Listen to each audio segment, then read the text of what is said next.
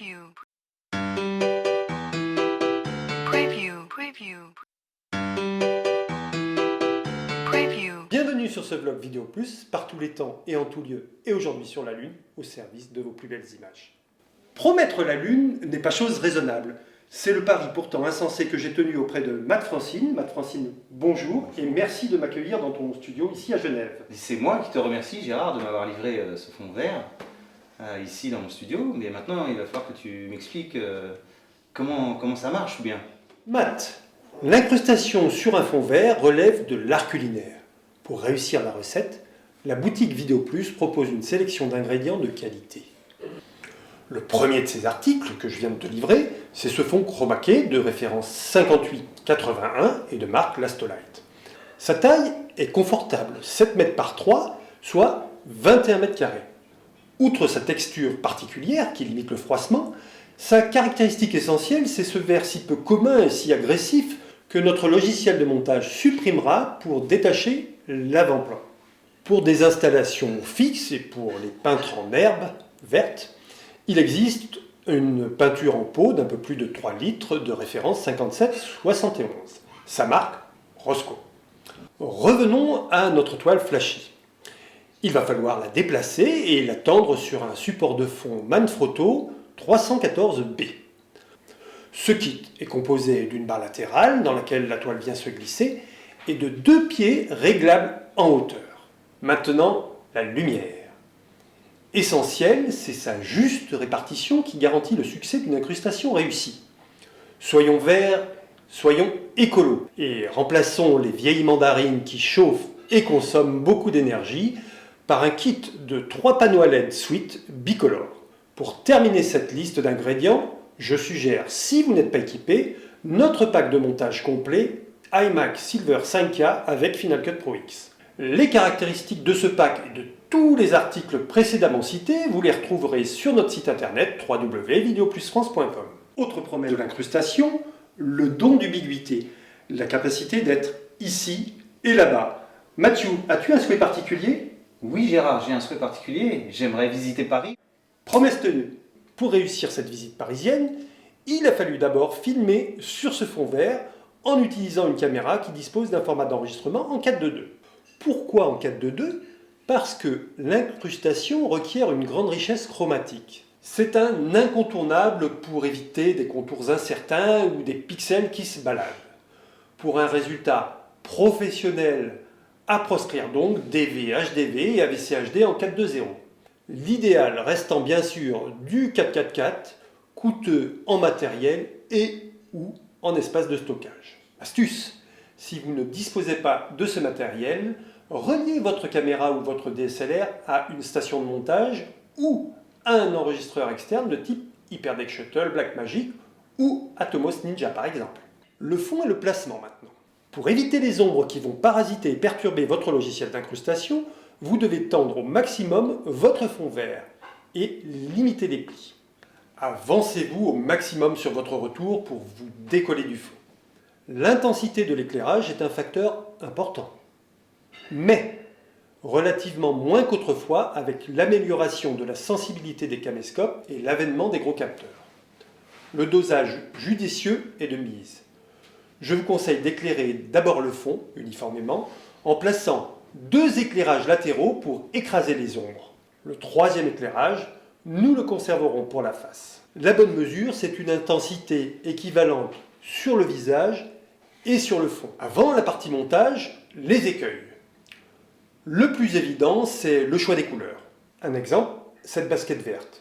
Je pense que tout commentaire est superflu. Pour les tournages en forêt et en été, vous allez privilégier les fonds bleus, bien sûr. En fait, une incrustation par soustraction peut être effectuée avec n'importe quelle couleur. Mais ce vert flashy convient plus efficacement aux capteurs de nos caméras vidéo. Plus subtil. Sachez que les cheveux blonds détachés sont complexes à traiter et nécessitent parfois un lourd travail de détourage manuel. Pour ma part, j'ai sacrifié pour les besoins du tournage ma longue chevelure qui ondule naturellement. La solution est extrême, j'en conviens. Passons au montage. Tout d'abord, je vais ouvrir mon logiciel Final Cut Pro 10 en m'assurant qu'il soit bien à jour. Je vais ensuite créer une bibliothèque en la nommant de façon explicite.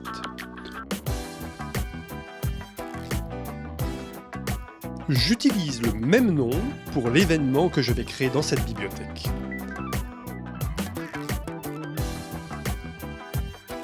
Enfin, c'est à l'identique que je nomme mon projet. Sans connaissance du format de tournage, j'aurais pu définir de façon automatique des paramètres de projet. En l'espèce, ce n'est pas le cas et j'utilise mes réglages personnalisés. Mon projet maintenant défini, je vais importer des médias dans l'événement qui me sert de chutier. Je les sélectionne et je les copie dans la bibliothèque. Ceci m'assure de la mobilité en ayant projet et médias sur mon disque dur externe. De façon habituelle, je commence mon montage en plaçant mon introduction sur la timeline. Je sélectionne maintenant le plan 2 qui me servira de fond pour mon incrustation. J'observe qu'il a été tourné au format UHD. Pour les besoins de l'exercice, je triche en l'étirant sur les côtés pour le conformer au 4K DCI de mon projet.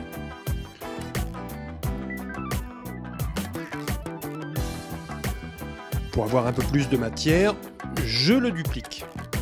Enfin, après avoir placé mon plan 1 sur la piste du dessus, je le dimensionne pour la cohérence.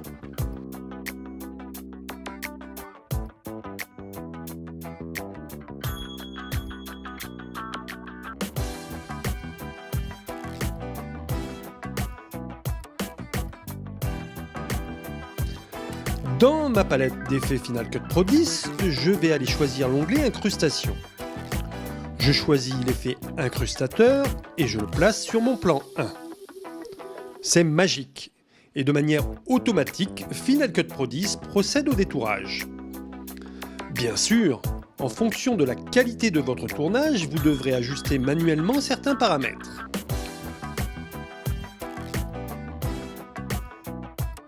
Pour les découvrir, ouvrons l'inspecteur. Sur cette icône à droite, c'est mon plan d'origine. À gauche, le fond sur lequel je vais incruster mon image. Au centre, c'est le cache, en fait le masque d'incrustation. Cette image doit être blanche ou noire. Le réglage de l'incrustateur du logiciel provient du paramètre force. 100% à droite, c'est automatique. 100% à gauche, c'est manuel. Pour affiner vos réglages, cet outil vous permet de sélectionner les différentes zones où le verre n'est pas homogène.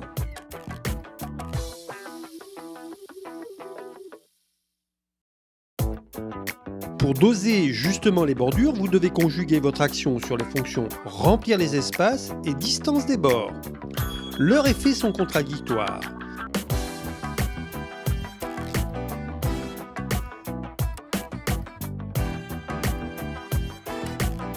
Ici, c'est un niveau magenta qui est le contraire du vert qui va vous permettre d'affiner les bordures.